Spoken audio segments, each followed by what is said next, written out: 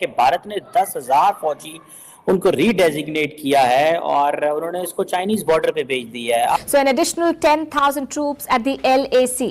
And the Chinese side is equally worried, और वो इसलिए कि ये वो कह रहे हैं जी कि ये इट्स नॉट गुड कि इंडियन ट्रूप्स जो हैं वो हिमालयन बॉर्डर एरिया में आ रहे हैं। India's strengthened military deployment in the China-Indian border area is not conducive. China says more Indian troops at Himalayan border won't ease tensions. अरे कम करने किसको है? कहा यह जा रहा है कि ये 10,000 बंदे भेजना, एंड ये बेसिकली ब्लूमबर्ग की रिपोर्ट है, इट टेल्स कि इंडिया इज वेरी सीरियस। दुश्मनों पे वो जले पे नमक छिड़कने में आप लोग तो सबसे आगे हो गए हैं। चाइना के वो लाइक बॉर्डर के पास आपने जो है वो हाइड्रो पावर प्रोजेक्ट स्टार्ट कर रहे हैं, वो मार रहे हैं और वो आगे से डिफेंस ही सिर्फ कर रहे हैं और जारहाना नहीं है। तो इट्स मींस कि इंडिया पावरफुल हो गया, उसमें इतनी पावर है कि वो अपने आप को यानी कि फोर्सफुल इतना समझता है। अब आप देखिए लुपू लेक तक ऑल वेदर रोड बना दी है, इधर बाराहोती तक ऑल वेदर रोड बना दी है। तो फिर क्यों इंडिया के सामने वो डरे डरे नजर आ रहे हैं? रेलवे लाइन कर्णप्रयाग तक बन रही है, उधर देखिए आप सिक्किम में आपके रैंको तक तो बनी गई, आगे कह रहे हैं कि साहब हम नाथुला तक बनाएंगे।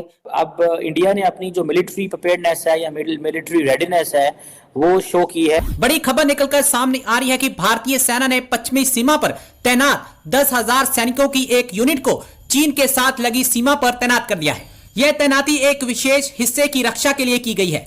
इसके अलावा पहले से तैनात 9,000 सैनिकों की एक यूनिट नई स्थापित लड़ाकू कमान का हिस्सा होगी। यह कमान तिब्बत से लगे उत्तराखंड और हिमाचल प्रदेश की सीमा की सुरक्षा की जिम्मेदारी संभालेगी। इसमें न केवल सीमा पर भारत की पकड़ मजबूत होगी बल्कि चीन के ऊपर दबाव भी बढ़ेगा। इस तैनाती के साथ ही चीन बौखला गया है और उसने बयानबाजी करनी शुरू कर दी है। चीन ने लाइन ऑफ एक्चुअल कंट्रोल पर भारतीय सैनिकों की बढ़ी हुई तैनाती पर कड़ी प्रतिक्रिया दी है।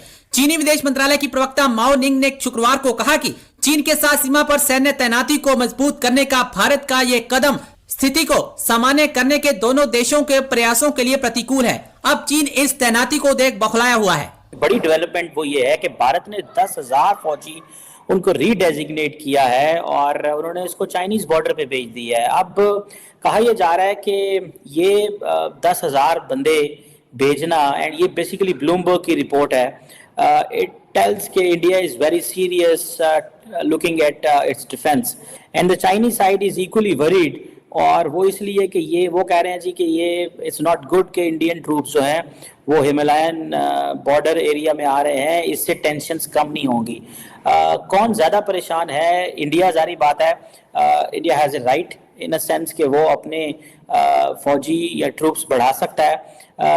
अब इंडिया ने अपनी जो मिलिट्री प्रिपेयर्डनेस है या मिलिट्री रेडीनेस है वो शो की है, और इसका मतलब ये है कि देयर इज़ अ पॉसिबिलिटी और there is something which can happen.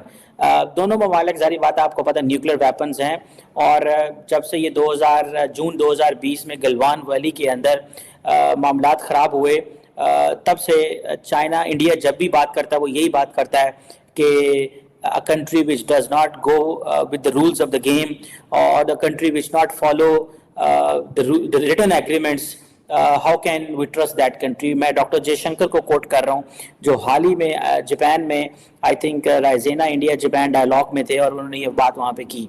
आपको पता है भारत और चाइना जो हैं वो ऑलरेडी 1962 की एक वॉर लड़ चुके हैं, और दोनों ममालिक के तरफ से अगर देखा जाए तो सख्त स्टेटमेंट्स तो आती रहती हैं। मैं अभी देख रहा था डॉक्टर कह रहा हूँ राजनाथ सिंह साहब को, राजनाथ सिंह जो कि भारत के डिफेंस मिनिस्टर हैं, वो हाल ही में एक एनडीटीवी की डिफेंस समिट हो रही थी, उसमें उन्होंने कहा कि ज़मीन, आसमान और समंदर से जहाँ से भी हमला आएगा हम बिल्कुल बड़ा मजबूत जवाब देंगे। बहुत सारे लोगों का ये कहना है कि भारत के अंदर बहुत सारे लोगों का ये कहना है कि नहीं, हमला ना आसमान से आएगा, ना ज़मीन से आएगा, ना समंदर से आएगा।